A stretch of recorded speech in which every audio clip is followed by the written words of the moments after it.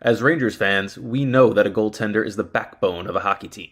At Abundant Wealth Management, we are your financial backbone, offering financial planning, wealth management, tax planning, and estate planning services. To schedule your free consultation, head to www.abundant-wealth.com. That's www.abundant-wealth.com. Abundant Wealth Management. Live, plan, triumph. You're listening to Rangers Radio, your home for end-to-end coverage of the New York Rangers. With your hosts, Brendan Azoff, Zach Domino, and Steve Pappas. Blue Shirts fans, the puck drops now. What's up, everybody? Welcome to Rangers Radio. We got a special guest, Jonny Lazarus, joining the show. Jonny, how's it going? We appreciate you coming on.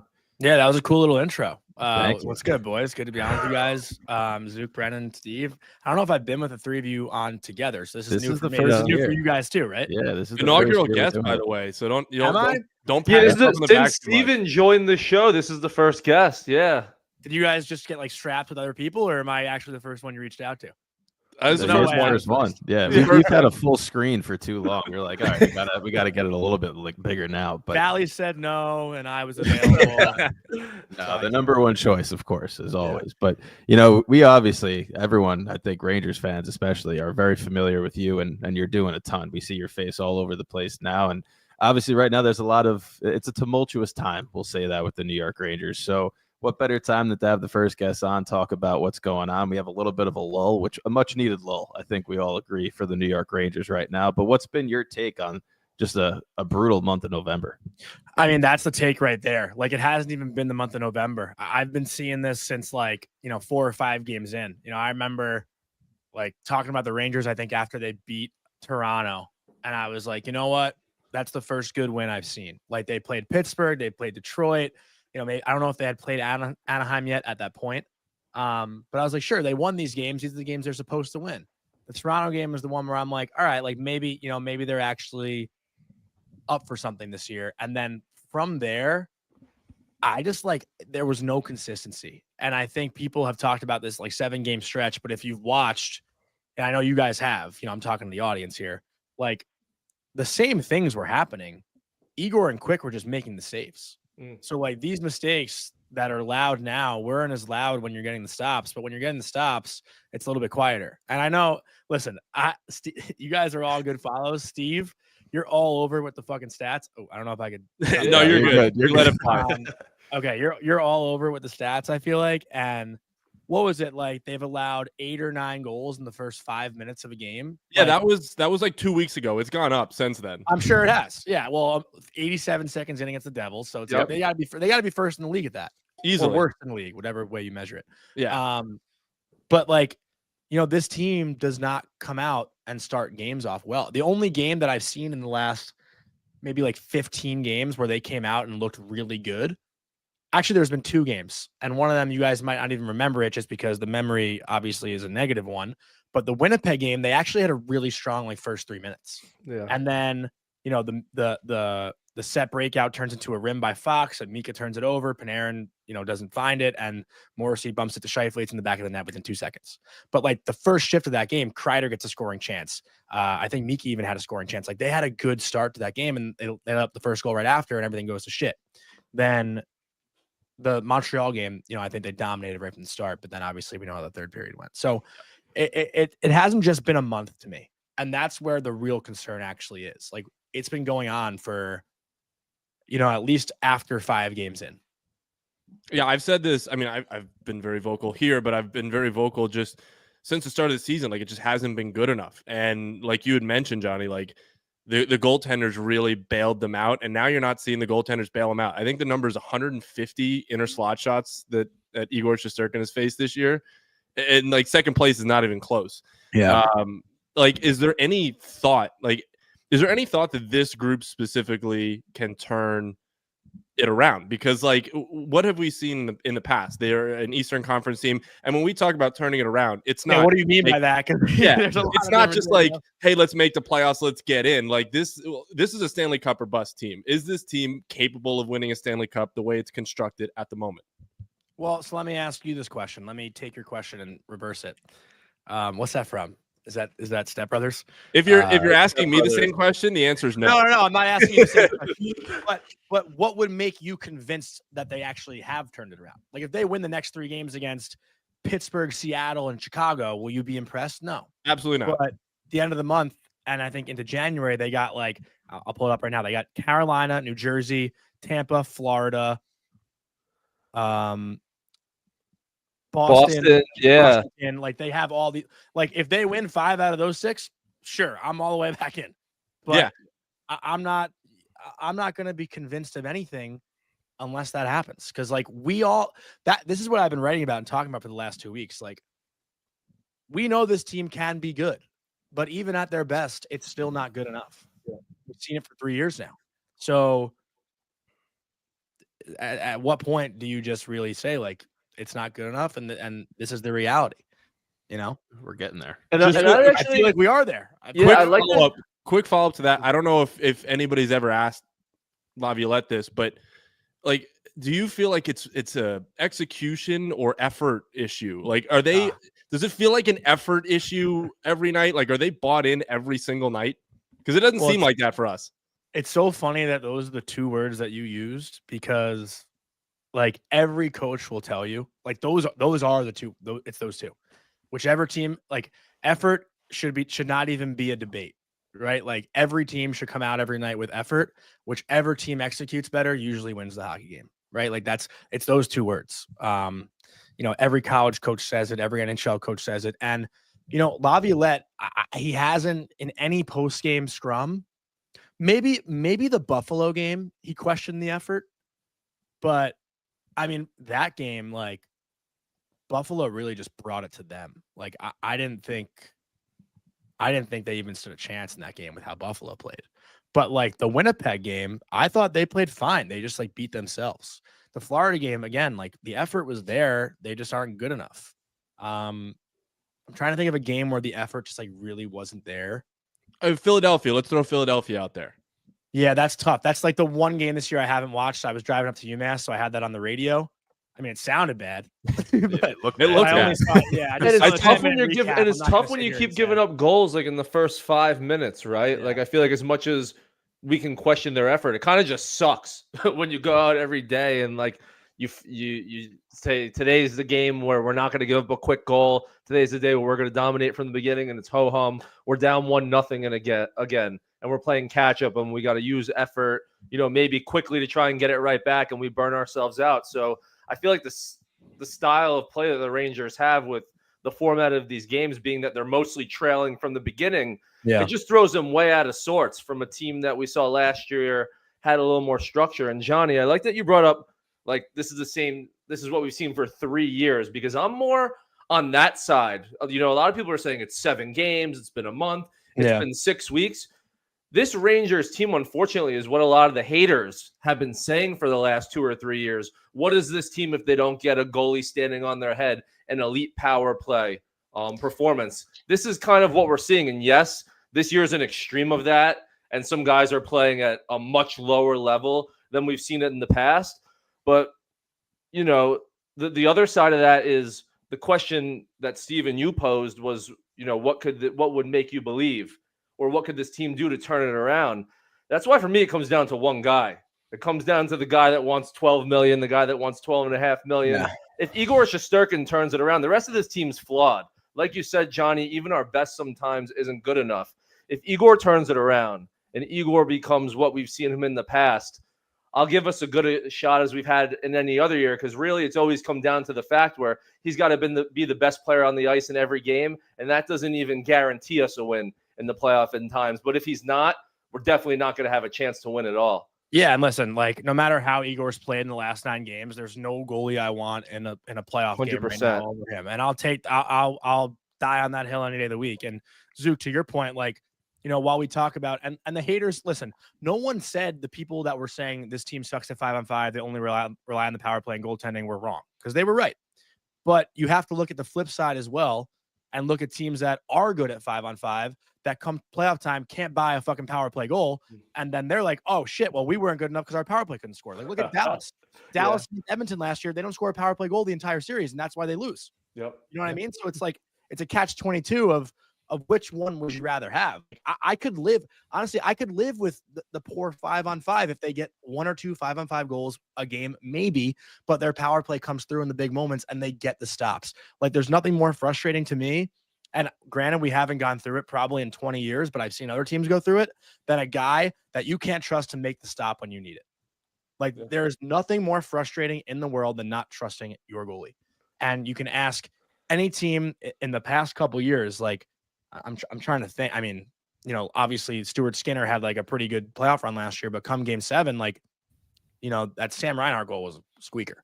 Yeah. You know what And I mean? to your point about Igor, I don't even know if me and Brendan strongly disagree about it, but I see him tweet about it sometimes. And I'm with you 100% in terms of there's no one I want more in game 1.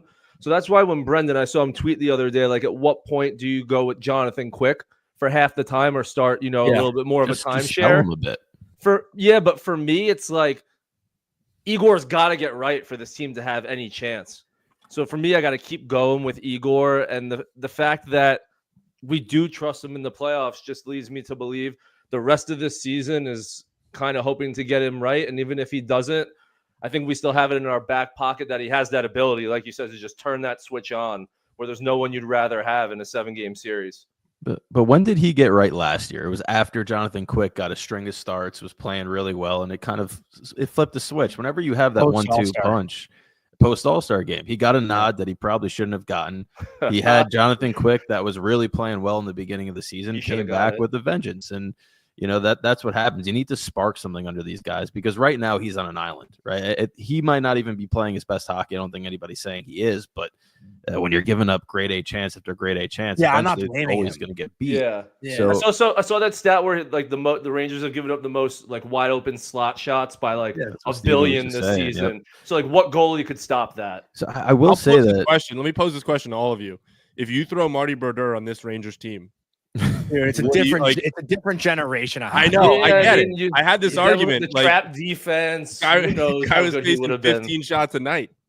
Yeah, no, but even just like the style of play, like Marty's been out of the league now for what, like 10, 12 years. Like even in the last 2 years, think about how much better all these players have gotten. Yeah, then let me flip that. If you take any goaltender in the National Hockey League and you throw them in the Rangers system at the moment, like their numbers are gonna decrease. Then you throw Hellebuck in with the Rangers. We have the best one. Exactly. That's what I'm saying. I think defense. I think the whole part of this is we would be a lot more sympathetic for Igor if this contract situation wasn't happening right now and this whole season wasn't happening right now. But at the same time, there's just so many glaring issues. And what was the identity of last year's team? Right? It was comeback wins. They haven't won a game when they trail in the going into the third period this year. It's 2-9-1 after allowing the first, I think, right? Yeah, and they're giving up the first every game. Yeah. So like when you see that stat, 5 minutes into the game you can just turn it off. It's getting a little ridiculous at this point. But let me ask you this, because Steven, this is the argument I've been having about Igor. Don't you think he's asking for this amount of money because of what he has to deal with? Yeah, I don't even know if he wants to come back. If you're making Austin Matthews play 35 minutes a night, he's going to ask for fucking $20 million too. Exactly. Yeah. And I mean, now I'm starting to see the question be raised more: if why the hell would he want to resign him? Yeah, no, but not even like why would he want to come back? Why would he want to stay in that? That's like a toxic relationship. That's just not good for anybody. Which honestly, if he went that route, and we've all said on the show we want Igor to stay, but if he went that route and he kind of made that decision for everybody else, it might ultimately not be the worst thing in the world, even though you're really losing a goalie like that. Let's see what Garan has. But, I'm going to say something crazy. I don't think it's effort right now. I think it's execution. And I think the reason it's execution is, I know you put out a video, Johnny, the Panarin, the first goal that they gave up against Jersey, where Panarin's kind of diving in. He shouldn't be. It's like they're pushing right now to try and make things happen because they know things are going so poorly. And they're just not staying structured at all, and they've had glimpses. I really didn't think they were that bad in that Jersey game. Like, they weren't 5-1 bad, I thought they had a good stretches of play, but they just couldn't bury. And then when they had those chances where they were pushing, they just get out of position too easily. It's too loose. There's not a lot of communication. They're losing their men. They're not switching well. And it's just a lot of the small fundamentals that they're not doing as they trail because they're pushing too hard. And it's just stay home, let the game come to you. And once they start to do that, they'll bounce back. And that obviously escalates as this gets worse and worse, right? Like, I don't think they're making these mistakes if they just lost one game. Are we live right now? Yeah, we're live right now. I didn't even realize that. We have chat going right now? Yeah, we always go live and then just strip it for podcast purposes. Oh. But the best way to record is just doing it this way. Oh, yeah, I didn't realize that. I mean, yeah, but Nick or N Vitale with a great point. I've seen that name before. You think about the Nick Suzuki goal that tied the game against Montreal. I forget which forwards were on the ice, but I know it was Will Cooley in the battle, so I imagine it was his line. 3 guys, it's a 50-50 puck battle, and 3 guys fly the zone. All of a sudden, the Canadians win that battle. Then it's 2-on-1 with Keandre Miller. I think it was Keandre as the defenseman. Yep. And Lane Hudson backdoor tap in for Nick Suzuki. You're up 1 goal in the third period. Why you cheating for offense? Like, stay on the D side of the puck. Like, that's a perfect point. They cheat a ridiculous amount right now. Yeah. Especially like if you watch just any game that they play, the amount of times that their forwards are flying the zone versus the other team that are coming back, making the play. I'm sure you heard this your whole entire life. The 5-foot passes are the breakout passes that you want. You don't want the 20-foot try to spring me out of the zone type plays, and they're just going for that every time. It's a high flip. High flip every time. That stuff. High flip. It never gets to the blue line. It just never gets there. I've never seen a team not be able to flip it over the blue line. Steven, you'd appreciate this, actually. I talked to Chase Prisky about it last week, and I tweeted about it. I didn't use his name, but I guess his name's out there now. He said, like, something that they talk about in Hershey is, like, winning the 3/4 of the ice. And that's your own zone, the neutral zone, like, to the blue line, essentially, I guess, right? Like, that's the 3/4. Yeah. And the Rangers lose that battle constantly. Yeah. Constantly. Easily. That's why, like, I don't want to question effort because they're professional athletes. It's more give a shit than effort. Yeah. Give a shit because that they lose every battle. Every 50-50 battle goes the opposite way. And if people in the stands are starting to see it, like, that's got to be something that's addressed. No. Wait, sorry. I just got a text that. Sorry, I just got to say like if people in the stands, i.e., like myself and the rest of us, are starting to see you guys are losing every single puck battle. Yeah, that's something that needs to be, or that should have been addressed already. No. Yeah, I mean, listen, the thing that's like the funniest about this to me, like, we all know our casual friends, right, that watch a game here and there, and they'll say something, and you're like, you don't know what you're talking about. Like, they actually make sense now, and that's the problem, right? Like I have friends who watch 5 Ranger games a year. They turn the game on. What's going on with Mika? I'm like, yeah, you hit the nail on the head. Yeah. I don't know. All my casual friends watched the Devils game, and it was one that I even had to explain to them. This was how they've looked even better than they've looked during this recent stretch. But they were like, my oh my. Yeah, exactly. I had to be like, this is them turning it around, and they were like, boy, oh boy, the 5 games that I watched last year versus this Devils game, it just doesn't look the same. And like, we don't even have to pinpoint it, and like, we could say a million different reasons. It just doesn't look the same. Is it effort? Is it skill? It's definitely some sort of combination, but something's just not there. So I know we've talked a lot about, like, general things, some more higher level looking down things on this team. Let's talk about the game tomorrow. Like, what do we think this team can do just from a lineup standpoint or a structure standpoint to just come out with a win against the Penguins tomorrow? Because I think tomorrow is one of those games where we just got to get the points. And we got to start getting some good things happening for us, and it's just going to start with a win. Pittsburgh's hot right now. I mean, Pittsburgh is what? They've won 3 in a row. Like, they won 4 in a row, but their last game they looked like shit against Florida. I don't know how they pulled that. We are slow, Kurt. We are slow, and we don't need to check the speed data to see that we're just like. And I will, and it's going to tell me exactly what you're saying. But man, oh man, are we slow? Yeah. Somebody go to the games with a radar gun and just start beaming it at people. No speeding tickets on the ice at MSG. I can tell you that right now. But even the edge data, like, what, Edstrom was topping like straight line speed. Yeah. Which is just Kako is like stride size. Kako's like the slowest human being in the league, which I don't buy. But that's why I think he's pretty slow. He's slow. Sure. He's slow. Yeah, he's slow. He's slow. It might Which just be is kind of why I'm confused why he's playing center. But like, I guess he's done a pretty solid job at it. But like, I don't think he'll end up there. I think Yeah, his ability to handle the puck, and like he doesn't do much with it, but like his ability to handle the puck makes me think he's faster than he is because he always has it when he's on. No, it's also because everyone else is slow. So if everyone else on the team is slow, his slowness doesn't look that bad. But then you see us against a team like the Devils, and it's like, my God, before we even get started going one way, they're going back with the puck the other way.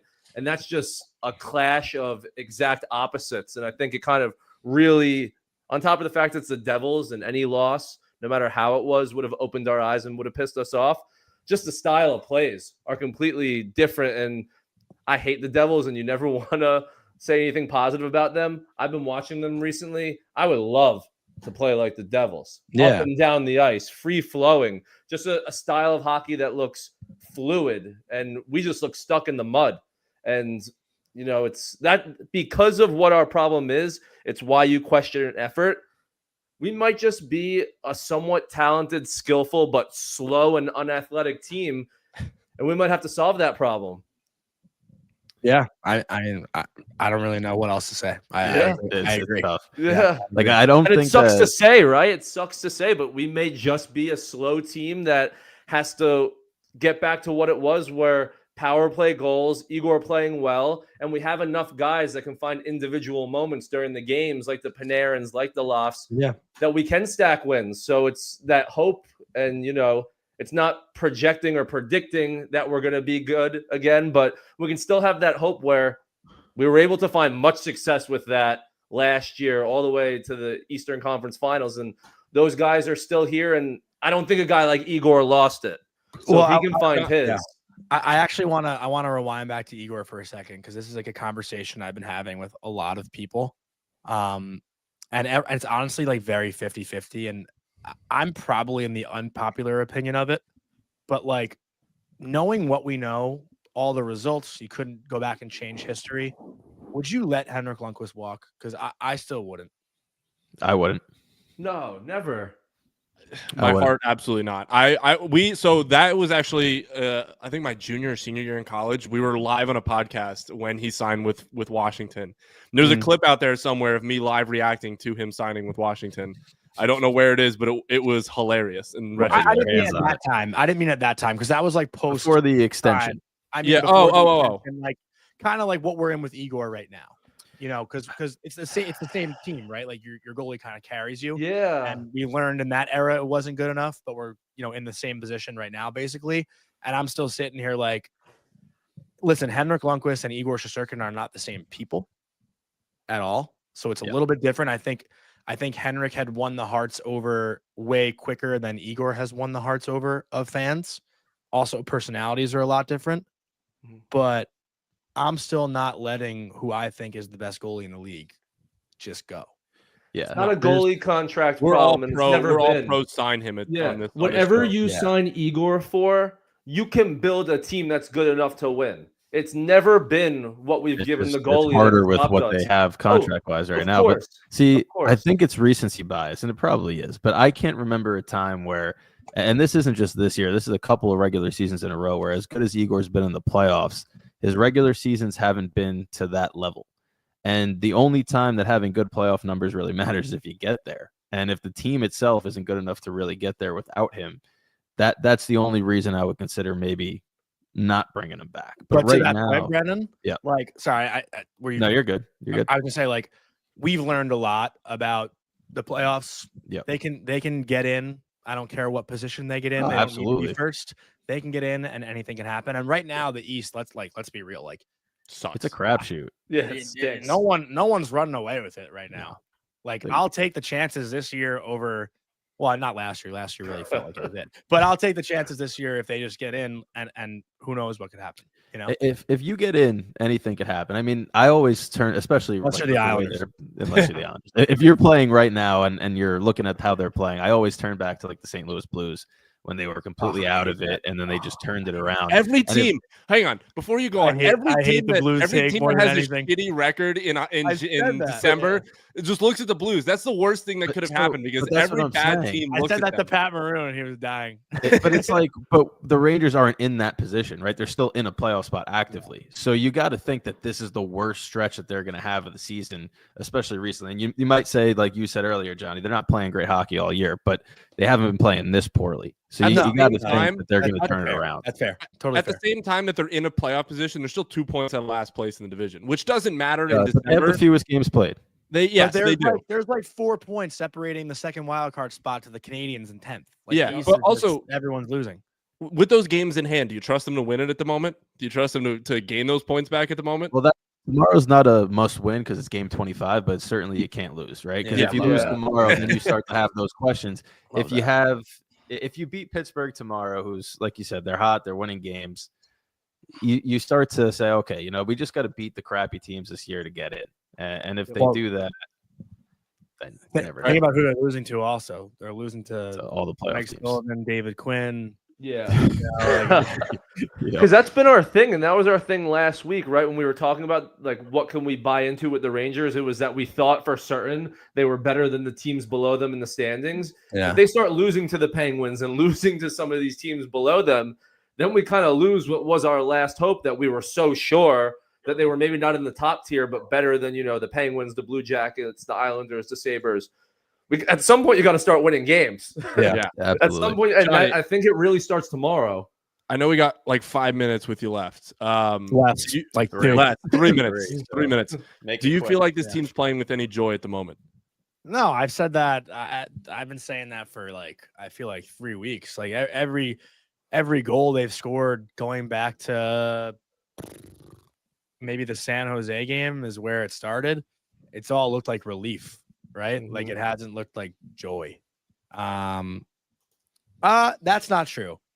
Like Zach Jones, I think he scored in Seattle. He was smiling. Great goal. I think did Kakko score in that game too? I think he did, right? Yeah, those two. That game was like, all right, those Let me two rephrase guys, that question. Anybody over the age of 25 playing with any joy? Zero. No joy. Well, if you don't already, I think everybody does, but if you don't already, Jay Lazzy 23 on X, give him a follow. We appreciate you. One more. Joining with us. I got one more for you. I don't know if you can answer this question. Thank you, though, Brandon. No problem. I don't know if you can answer this question, but the eyes. What do you got with the eyes? The eye emoji. The eye emoji tweet. Oh, that one was fun. I'll just say it. I heard from someone that I really trust, who's never given me wrong information, that someone not named Igor signed an extension. So that's what I had heard. I didn't hear a specific name. I just heard that day someone not named Igor either is done or is about to get done signing an extension. So that's why I kept it as vague as possible. I was that's like, fine. okay, like. That's pretty vague. That's fun. Yeah, that's actually pretty good. It was funny. And usually when that happens, though, like, the whatever news it is, like this person has given me something and it happens in the next 2 hours. No, we know, and that's why we kind of were like, oh, let's see what happens. Because Kevin Weeks did a similar thing with he just posted the New York skyline. But I'm feeling super because I don't even know who the person was. Listen, maybe we'll find out soon. And I was like, really, actually nothing. Let me ask you this, because I know you got 30 seconds left, and then we'll let you go. You had no insight, so you're not leaking anything. But when you heard, I'm saying you had insight to the news, but not a name of who it was. When you got that insight, was there a name that immediately came to your mind? There was a couple.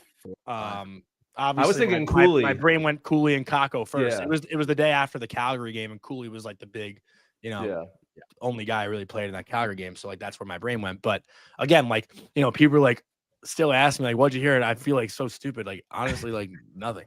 No, that's good. I heard something, but I don't know who. That's good enough to run with. You don't need a name to know that. Yeah, but I'm also not really like a newsbreaker. I just like to get people excited. This is a safe space here. We can all feel stupid at the same time. Yeah, we're all having. And guess what? The next person that signs an extension, I'm going back to that. Retweet it, baby. I had it a month ago.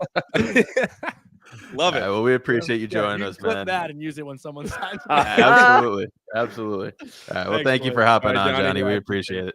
Thank you, brother. All right, so We appreciate Jonny hopping on. Obviously, we still got some time, so we're gonna keep talking about it. And we talked about kind of like an aerial view, right, of what's going on with him. But you have it up on the screen, Zook, right now. 5-1 against the Devils. You really thought that if there was a game where they might come out with some sort of juice, it would be against the Devils, who last year they responded going 4-0 after getting ousted by them. This year, I'm going to let you guys talk, but Zook, you mentioned it when we had Jonny with us, and it's just not the same vibe, right? Last year, they had the comeback wins. They just you never felt going into a game that they were out of it, whether it was 1-0, 2-0, 3-0, whatever the score might be. You never felt that team was giving up or done. This year, as soon as they give up that goal in the first 5 minutes, you get that sinking feeling where it's just not going to be enough. And even if they claw back and get one or claw back and get two, it's like you just don't have that. And this game was the true indication for me that that's not there anymore, because last year they really responded against the Devils. Granted, Devils had injuries, but this year it's just they're not responding against anybody. I'm just gonna.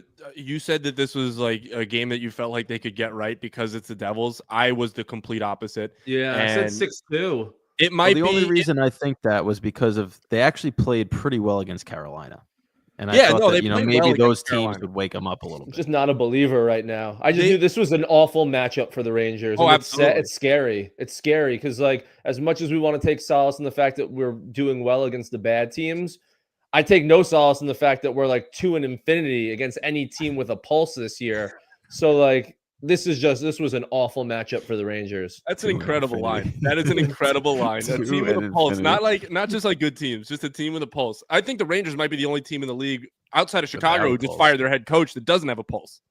There's no pulse with this team. And the question I want to ask you guys is, did either of you see like that deservometer, or was there like that thing that said like what actually percentage wise? Because I feel like 5-1 didn't tell the whole story of this game. I don't give two craps because Brendan, I think you even tweeted it during this game. Like this was at some points it was just Igor not making the saves and Markstrom making saves.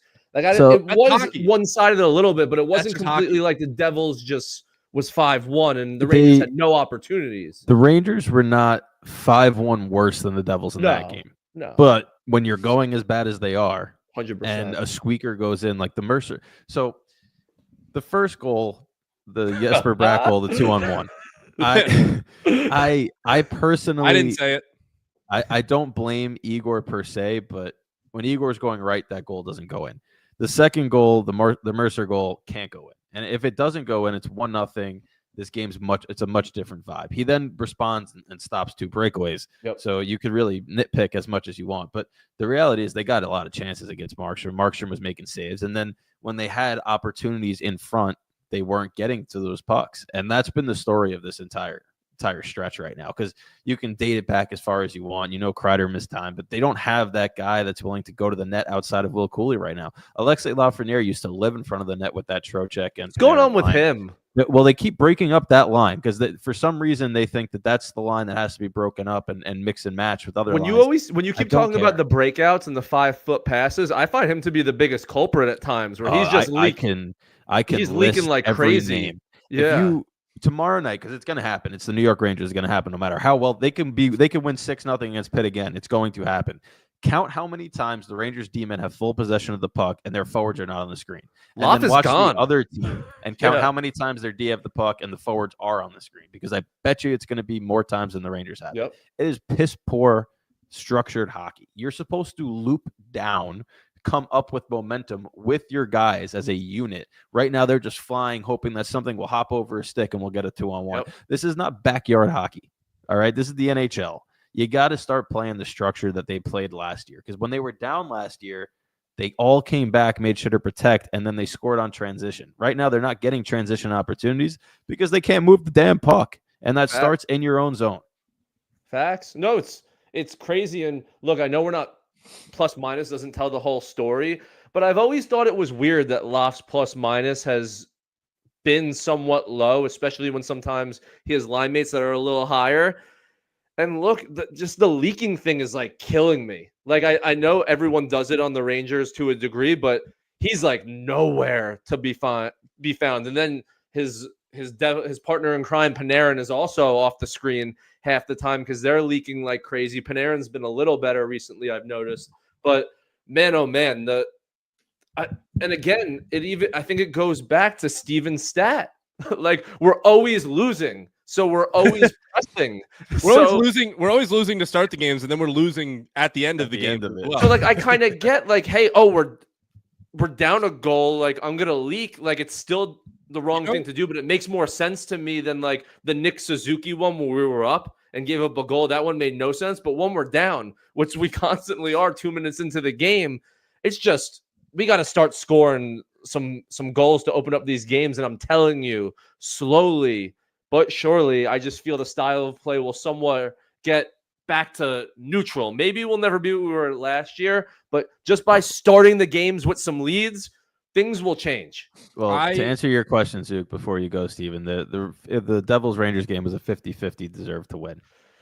Even my Devils fans who before looking at that, like before they shit on me, obviously for kicking our ass, they were like, look, just before we get on you, it was not a 5. Like the Rangers were in that Rangers game. had a lot of opportunities. It's just the Rangers. Right now, they can't win games. When you're going bad, it all goes bad, no matter how well. I know your buddy. This is a Devils fan friend right here. This is a Devils fan friend right here. Last year, whenever the Rangers played the Devils, we saw him in the chat all the time. So as soon as I saw the name, I was like, I know that. But sorry, he was actually one to me that said, I don't know what the deserve-o-meter is going to say, but like 5-1. The deserve-o-meter matters as much as like.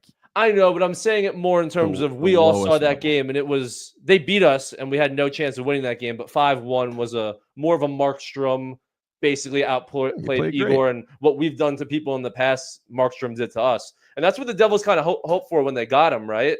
There's going to be nights where he's not great, but there's going to be nights where he has that next level where some of those goalies didn't have in the past.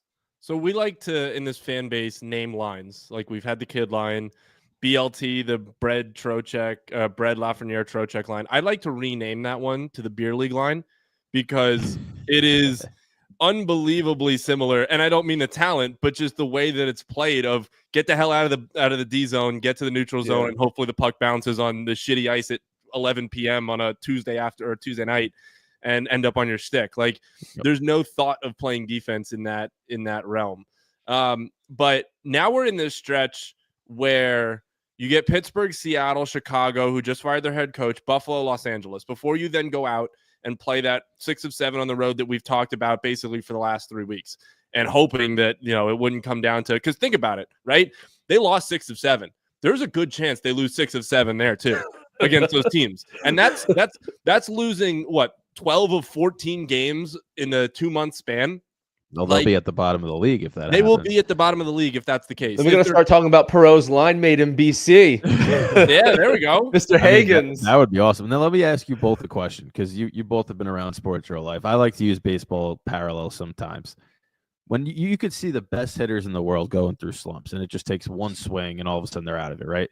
Now, hockey's a very fickle game like that too. It's the old expression, right? It's 90% physical, 110% mental, or whatever it is, right? It doesn't make any sense, but it is that way.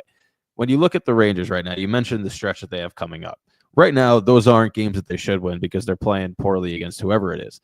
But if you win 3 in a row, right, or you win 4 of those 5 or whatever it might be, and then you go into that. Are you talking about the beginning of December or the back of December? I'm saying like right now, if they beat Pittsburgh, Seattle, Chicago, Buffalo, say they win all 4 of those games, just hypothetically, you start to go into the rest of them with the confidence that you've won. It doesn't matter how clean it is, doesn't matter how good it looks, and that could change everything because this team isn't this bad, but they're also not as good as they were last year. And it's really you can watch the games, you talk about effort or execution, all of that. It's just a fickle mindset in the locker room where it's almost like when they lose, they know they're going to lose. When they give up a goal early, they know it's going to be done. They don't have the ability to fight through it, which is crazy considering the amount of veteran leadership on the roster. We'll put that in quotes. Put the veteran leadership. Because, I mean, the Trouba stuff comes out again today where he's trying to refuse a trade. Does he want us to hate him? Bro, I think that has a lot more impact than I think we're all giving it credit for. Like, my God, this guy just like a villain. I've sat on this enough because we're talking about 2 D partners right now, and they're not D partners anymore, but Miller and Trouba, both right now in the media. See Miller.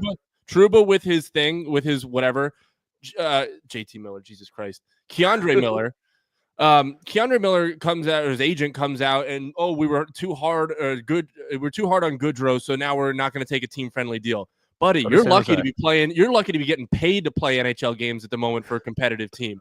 Do you watch what the hell's going on the ice? This was one of the guys last year that I would go to bat for every time somebody would say he sucked. I would go to bat for Keandre Miller because he was one of their best defensemen last year. He was just tied to a pylon. This year, doesn't matter who you put him with. He looks better with Fox than he does with anybody else. But every time he's on the ice, there's a 2-on-1 the other way. There's a breakaway. He's down on the ice when he's trying to defend a 2-on-1. He's in the offensive zone when he needs to be in the defensive zone. So where in the fuck do you get the mind to sit here and say, we're not going to take a team-friendly deal? You're lucky to fucking play right now with the way that this has been going. It's ridiculous. And that's the whole Rangers, dude. That's all the Rangers. The amount of noise. They have this ego, but none of them have done nothing. Yeah, they've done nothing as a group. The amount of noise that has come from this team this year, I've never seen this from a Rangers. You would think they won the Stanley Cup last year. You would think that they accomplished something as a core, that these guys walk around with, I'm not taking a team-friendly deal. I'm not letting you trade. Like, who are these guys? Goodbye. Yeah, get out. Go somewhere else. Like, they've done nothing. Have fun playing in Dallas or Nashville or wherever the fuck you want. Go play in Ottawa. You're doing us a favor because you're not going to let us overpay you, and then we'll take our chance overpaying someone else and hope that they're not as bad as these guys that were overpaying. But yeah, the egos of some of these guys are so big, but also so fragile, because you hear on the other end that like the Goodrow business doesn't sit well with some of them. Like, this team is so like it's a business. This is a business. It's 50% fucking game, 50% business. If you don't like the business aspect of it, then I'm sorry, you're not in the right spot, because that's part of what this is. I don't understand how you could be a professional athlete and we have so many guys right now that are on this team that don't understand that this is a business. If I don't do my job at work, I get fired. If you don't do your job at work, you get fired. This is what this is. You can't get fired in the NHL, but you sure as hell can get shipped somewhere else. And right now, that's what it feels like. And while getting paid $8 million. Yeah, I know. Yeah, I didn't think I had the emotion to go through this right now because I'm so defeated. And I was listening to, I think it was Blue Shirt Breakaway last night, and Greg was talking about, the people that were panicking early in the year. That's me. Hand up, accountability, and rightfully so. Like, we don't have the energy to deal with this right now because we were panicking. We should have the energy to deal with this right now because now's the time to panic.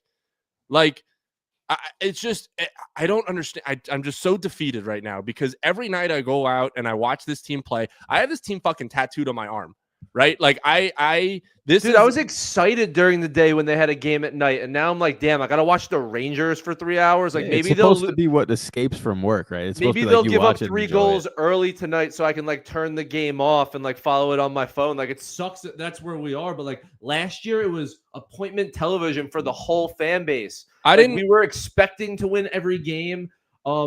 It was said in the chat, even when we were losing 2-0, we still it was weird. We expected to win those games. Like, the amount of times going into the third period, the Rangers were down 1 or 2 goals, and I would money line bet them to win and would win money. Like, we were all doing that last year. This year, we're giving up a goal 30 seconds in, and it's like that meme or that GIF where, like, I think the Simpsons guy walks in, puts his hat on the thing, walks in a circle, puts it back on, and leaves from like 7 o'clock to 7:15 every night.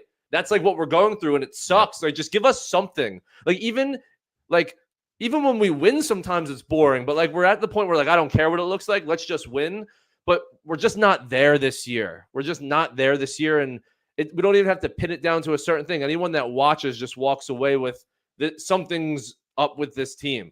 I tweeted during the Flyers game. I said I was driving back from coming back to Rochester from New Jersey. That's a 5-hour drive. I left at like 8. I got here at 1 o'clock. The game started at 1:10.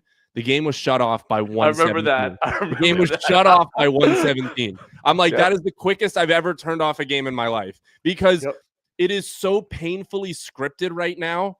It is so painfully scripted when you go into these games that I didn't get to watch a second of the Devils game. I had work at a story that I was working on. Bad. Funny enough, complete sidebar. Got to speak with this is for you, Zook, but was chit-chatting with Antonio Brown that day because he picked up this story about this little Bills fan that got she ended up surviving. He didn't tweet that you were the cracker of the day. No, I was waiting for it. But I would have retweeted the hell out of that. He was, if I saw you were the cracker of the day, I wouldn't even know. He was following this story of this little girl from Rochester at the Bills game this weekend. Who's a 49ers fan, got pushed over by a Bills fan. So I had reached out to him because he had said he got in contact with him. At the time, I didn't get in contact with their family. Later in the night, I did, and he wanted to see the story that we came up with because I think he was talking to her the next day. But that was why I didn't watch the Devils game. It wasn't because I didn't want to, or But either way, work takes precedent over that. But I sat there and I knew they were going to give up a goal early in the game because it's the Devils, and the Devils start games fast, and they're a quick team, and they were going to jump on the Rangers. And then I knew they were going to get the shit beat out of them because it is the Devils who they just a season ago lost 4 in a row to them. You lost all 4 games to the Rangers last year. You'd think you'd come out in the first game at Madison Square Garden. Also, you got the shit kicked out of you physically in that last game at Madison Square Garden when they had that line brawl. I'm so tired. I'm so tired of knowing the outcome of these games before I go into them.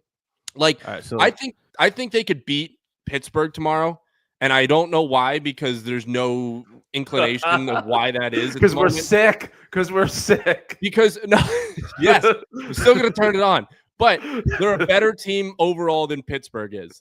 You get them at home, which they haven't played particularly well at home, but at some point you got to sit here and be like, it's got to turn around. They're not this bad. They're not like we've been saying this whole show. They're not that good, and they're not this bad.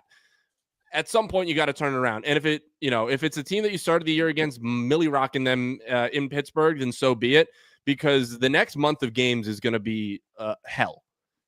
I know we've talked about this so much, but I know we were all on the sign Igor train. And I'm not off of it yet. Let me say that. But I look at like $25 million in cap space is what they have going into next season right now. There's a lot of players they have to re-sign. You move Trouba, whatever you retain, you add that to your cap space.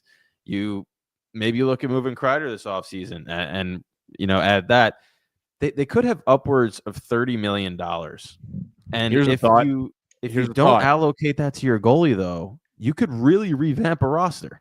You could. Hey, I'm stealing this again from Breakaway because they said it yesterday. What's the thought of Panarin at the deadline if they don't turn this around?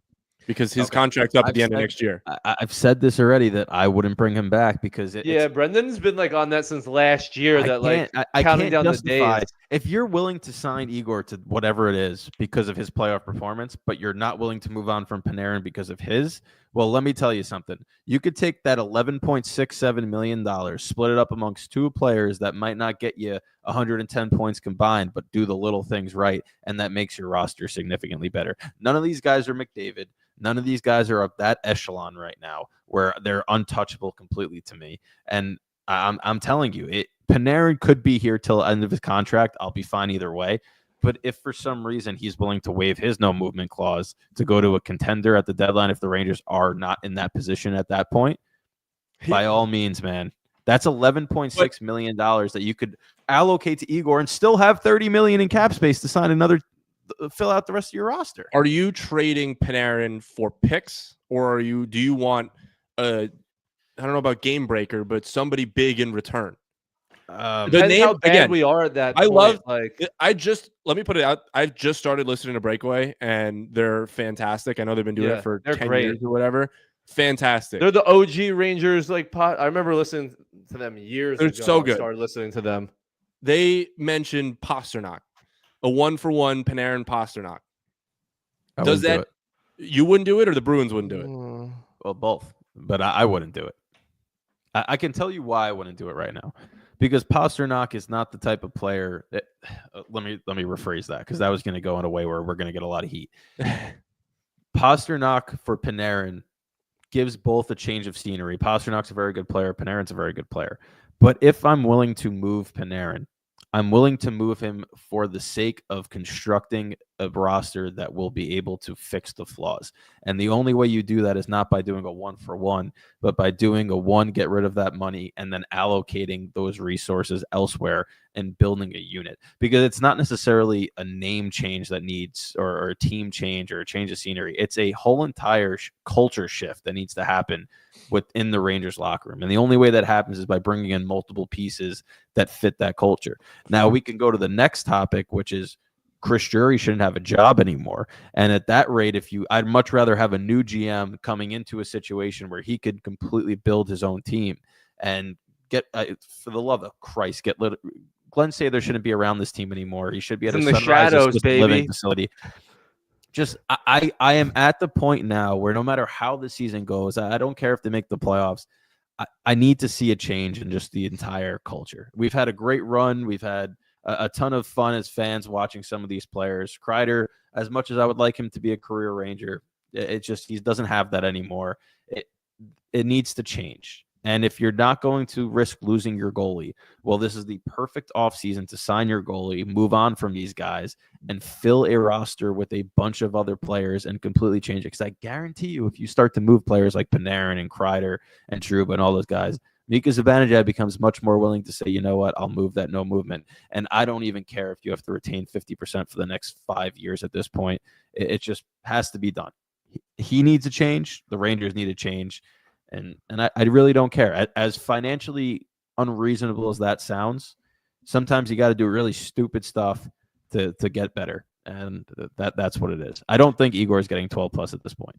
And to what you're saying, and to this comment, though, like, I get it. And, like, I think what you're saying, what kind of ties into this is it may need to happen that way because Igor may not like this team in front of him. So part of selling Igor may be the fact that they're going to build some stronger defense or stronger team in front of him, which involves, getting rid of some of these pieces. So who knows if those things are forced to happen in tandem, because that's a selling point for Igor. We've been so sure this whole time that he's going to come back to us for a certain price. We'll be able to get him if we're willing to meet his price. This is the first time we've really talked about the fact where maybe some of that leverage or whatever you want to call it is shifting because he's not 100% set on only wanting to play for us. Maybe he's looking around and seeing that, how much he has to do for this team and how much he's done for it in the past, where he may request as part of this deal, yeah, it's the money, but yeah, I need to see some other things in front of me as well, because the guys you put in front of me for the past 3 or 4 years just haven't worked. How many times have we seen teams in NHL history, not just recent history, win because, like, the what year was it that the Jaguar took the Ducks to the Stanley Cup final? Was that man, that was early. It wasn't the year that they won it. Was it? No, it was the year they lost to the Devils, wasn't it? Yeah, was it 99? 03, 02, 03? Might have been 03. I think it was 03. It was a 2000s year. I think it was 03. And that's just one example of teams that he won the Conn Smythe that year, by the way, losing in the Stanley Cup final. Yeah, and also look at the 14 Rangers. They're teams that don't have the grade A talent still are able to get to the Stanley Cup and succeed. You don't have to build a super team. The NHL doesn't allow you to build super teams with the cap. Yep. But if you have a goaltender who has a proven track record that Igor Shesterkin has of being the best, if not the best goaltenders in the National Hockey League in his prime, you don't have to you sign that guy. You don't have to allocate $11 million to one player. You don't have to allocate $7, $8, $9 million to 3 players on the team. You can build a team of $5, $6, $7 million players and a goaltender worth 12 with the cap going up that can still win a Stanley Cup. But at the same time, you can't do it with the group you have now. You can't do it with the over 25 group that you have now because they look completely checked out, completely uninterested. This is what got me the most upset over this entire thing. You got called out in the media by your general manager. And how did you respond? And how did you respond in that? You got the shit kicked out of you by a bad St. Louis team, the absolute shit kicked out of you by a bad St. Louis team on home ice. You then go out, you have a tough game against Carolina, but you lose it. You still don't win. Then you get the shit kicked out of you by a worse Philadelphia Flyers team. Then You play good against Montreal, then blow a lead in the third, and then, whatever, you end up winning the game. Then you get the shit kicked out of you again by your rival, the Devils. So if the message from your general manager is wake the hell up, and your response to that was, I don't really feel like it. Go, get out, gone. I can't keep dealing with this. And it's the guys that are over 25. Will Cooley goes out, busts his ass every single night. Zach Jones goes out, busts his ass every single night. I'll never question their drive or their buy-in at the moment. But I mean, you go down the list right now. It's Kreider, it's Zibanejad, it is Trocheck, it's Trouba. There's so many, like, these guys just don't show up. And that was your response to being told in the media, hey, you guys aren't doing good enough, was to sit there and pout and be like, that's not fair. We went to 2 conference finals. It's ridiculous. I'm so over it. I'm so over it. No, and the last thing I'll say is what not everyone thinks this way, but I think there's a lot of people out there that say, oh, if you don't sign Igor, you're saving $12 million. But unless Garam becomes our goalie 1 under a rookie contract, we're still spending like 6 to 6.5. So we're saving somewhere between like 5 and 5.5. And you can't sell me on the fact that you can't build a roster for $25 million, but then I'm supposed to trust you to build a roster for 30. It's not just adding a full 12. If you want to be somewhat decent, you still got to have somewhat of a goalie back there. And we're seeing what the new goalie contracts are going for to get someone we want. I don't know what Markstrom's going for, but let's just say $6 million. So, like, come on. Like, I understand if we were, like, one piece away, but this roster is completely flawed. This roster is completely flawed, not to the point where, like, we need one more player and adding an extra $5 million puts us from having $6 million to $11 million so we can afford that top guy. You'll just never be able to sell me on the fact that you can't build a team with the money that we have, which may be upwards of $20 million. And if we do have that, say it's $20 million, you can't build a team with 20, but you can build one with 25, and we have to get that extra 5 from goaltender when we have the best there. Like, you'll just never sell me. You'll never sell me on the fact that it's paying Igor Shesterkin that will stop you from building a good team. Does it make it easier because he's the contract that's coming up, and we're not in a situation where you have all of the cap and you're starting from scratch and you can pick Igor and then build around him? Sure. That's obviously a valid point that it would make it easier to build a roster in front of your goalie, but I'm trying to build a team that can win the Stanley Cup. And from just where I'm sitting now, losing Igor for an extra $5 million in my mind isn't going to be what takes this team to the next level. So let's say hypothetically, right? There's a couple of guys that have contracts next year that we don't think are in the future plans, right? Obviously, you have Trouba. Trouba's going to be gone. Even if it doesn't happen this year, he's going to be gone.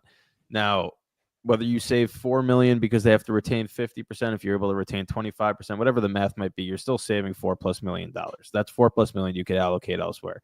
If they move on from Kreider and replaces $6.5 million, you're replacing that essentially with Gabe Perreault, who, barring anything unforeseen, is going to be coming on a Ranger with an entry-level deal. So you're almost now saving, what, 5 and 2 or $5.2 million? And hopefully getting better play. So that's $9.2 million that you could have to allocate to replace whoever you want to replace without touching the money that would go to Igor. Mm-hmm. Now, Keandre Miller is the next guy. Keandre Miller needs a new contract. If he's going to ask for $5 to $7 million, you're gone. See ya. But if he's going to ask for $5 to $7 million and this stuff's already leaking in the media and I'm Chris Drury, he's gone by the deadline because I need assets. If I'm going to risk losing Shesterkin to free agency because he might not want to come back and I'm willing to pay him whatever he wants to keep him, I am getting rid of the asset I can right now at the deadline because somebody's taking a flyer on Keandre Miller, a young defenseman with talent, to give him a new deal next year. So you get pieces back, whatever those pieces might be, picks, whatever it is. You stockpile that. And by the way, when we say get picks, it doesn't mean they have to use them because we all know the Rangers' history of drafting in the first round. I'm okay with moving some of these picks for later round picks and players that might become something in the league. So he has maneuverability. The only thing that I don't trust is that Drury does the right thing because when you look at the roster he inherited versus the roster now, there's no change. He hasn't done anything. Now, he hasn't had a ton of cap leeway, but he hasn't done anything that has said, you know what, this guy has a grasp on what he wants this roster to look like. The roster is what it was. There's no change in core. There's no change in, how they play the game. He hasn't put his mark. And every GM that comes into a role wants to put their mark on the team. That's why you see so many GMs get rid of the coaches, so many GMs get rid of the guys that have been there already. None of that happens. And I don't know if that's coming from the top or if he's just kind of like the guinea pig, like the McCarthy to Jerry Jones almost, where he just does whatever he's told.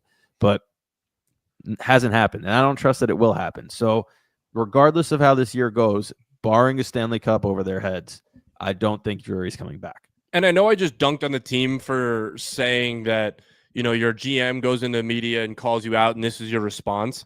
After the game on Tuesday or on Monday, I said to my group chat, I said, if the general manager, Chris Drury in this case, goes into the media, calls out their teammates or their team for not playing well, and they respond by losing 3 of 4 in one of those in the win, in the win, blowing a 2-goal third period lead and getting blown out 2 of those 3 losses, you have to make a move. And if you don't make a move, I can't. Why am I going to trust you? Why am I going to trust that you have any say in what's going on? Because if you're going to go out there and put these guys on blast for them to respond by spitting in your face, to then you respond by not doing a goddamn thing, then what cards do you hold? Yeah, he had a 2 and a 6. He was holding a 2s and 6s, went all in hoping everybody would fold, and nobody did. They all it was a bluff. Sitting there. We said it on this show. I remember saying it. This was a bluff, and it was the easiest bluff I've ever seen. It was a guy that had, like you said, 2s and 6s, and is grinning ear to ear at the table, hoping somebody takes the bait, and it just never happened. No. Now, if you don't make a move, you honestly have completely obliterated any sense of camaraderie that the team had and any sense of strength and position that you had as a GM, because they know you are not actually. You might say, I'm shopping your name and might be taking calls, but you're not doing shit. And if you weren't going to do anything during this 3-day layoff after you just got your ass kicked by the Devils, and I'm not even talking about a big move like a Trouba or Kreider. I'm talking about a guy on an expiring deal like a Lindgren just getting shipped. And I know he might be talking to Ottawa about him, but you had 3 days to actually send a message and say, okay, coming out of this 3-day layoff, you have to be better. And he didn't do anything. And barring anything last minute, because obviously it's 7 p.m. on Thursday now, he hasn't done anything to back up the leak that he did. And if you don't believe that Drury was the one leaking that to the media, then I got a bridge to sell you. All right. I know I'm out of stuff to say, but we just shit on hockey players, professional hockey players for the last hour. I'm going to shit on myself. I'm going to shit on myself as a hockey player because I got on the ice yesterday for the first time playing an actual game, probably since, I want to say February. Beer League, I was filling in for one of my buddies. He just had his 3rd kid, and he's our sports guy. So obviously he can't be going to these games at the moment. If he showed up last night, I'd be like, dude, go home. What are you doing? Yeah, seriously. Shout out Dan Fates. Great coverage with the Buffalo Bills. If you are a Bills fan in here, go follow him. Works in Rochester. Go follow the whole team. Mike Catalana, Jenna Cottrell, Dan Fates. But I was at this game, and I'm getting ready. The game's at 10:20. And I get everything on. I'm ready to go. Go out there for warm-ups. It's a small rink. It's like a local rink. It's one rink in the entire barn. Go out there. I take one step on the ice, and I realized that my skate guards were still on. And my God! I told myself right before I was getting ready to get out there, I'm like, take the skate guards off. You can't have the skate guards on. I take one step out on the ice. I put my foot down. It slides out. I'm like, oh shit, and then just go right down. Everybody's out there, and I'm like, okay, that's a great first. Well, it's not a first impression. I played with them before, but I'm like, this is a great start to the year. I'm like, I sit here and shit on guys, and all of a sudden now I can't get on the ice without taking my skate guards off. So that was a fun way to start that game. I think we won 8-2 or 8-3, something like that. So it was a good game. I didn't almost fight anybody, but I was getting fucking pissed off at one dude because that men's league is dangerous with that. So the team that I'm on is like 92 born. So they're like 33, 34, 35-year-olds. I'm the youngest one out there. I'm 26. And the team that we were playing, a bunch of guys my age and younger, like 26 to 23. So they got all this, pep, and they're taking neck high shots and shit like that. Just dumb shit. And I'm out there first shift of the game. Some dude, they flip. I'm playing defense, by the way. Flip it over my head, go in to go get it. I get to the boards. and I try and move the puck. All of a sudden, I'm getting pressed up against the boards, like in a full battle. I'm like, what the fuck's going on? I'm like, it's 11 o'clock on a Wednesday night. Why are we doing this? So let that go, get to the bench. They're like, dude, what was that? I'm like, I don't know. Like, the guy just wanted to get in the game. Next shift, same thing. Guy flips it over. The same guy comes from behind me and cross-checks me in the back, like lower back. And I go down and I like throw a cross-check back at him. And I'm like, dude, what the fuck are you doing? And he's looking at me like he has no clue why I'd be upset that you're taking a run in beer league on a Wednesday night. I'm like, dude, fuck off. Like, it's ridiculous. So if the message out there is, if you are playing beer league, don't be a shithead. Go play, go have fun. You can play the game fast. Just don't pin people to the boards and don't fucking cross-check somebody. What are you doing? No, we all got work the next day. Yeah. It's so stupid. But, I don't even think we're going to do predictions today because there's just no need. All losses. Shut up, Charles. Shut up, Charles. Was it you? Was that you, Charles? Yeah, Charles was the one pitting you up against the boards. All right. Well, we appreciate everyone tuning in. Big thanks to Jonny Lazarus for hopping on again earlier. And, it's been fun. We obviously don't have much fun things to talk about in terms of the Rangers right now, but we're hoping that changes. And even though we might not be overly optimistic that it will, we all are going to be tuning in because it's an addiction that we have that unfortunately we can't shake. So we will see you all next week to talk about whatever the hell unfolds over the course of this time. But thank you all for listening, and we'll see you then. See you guys.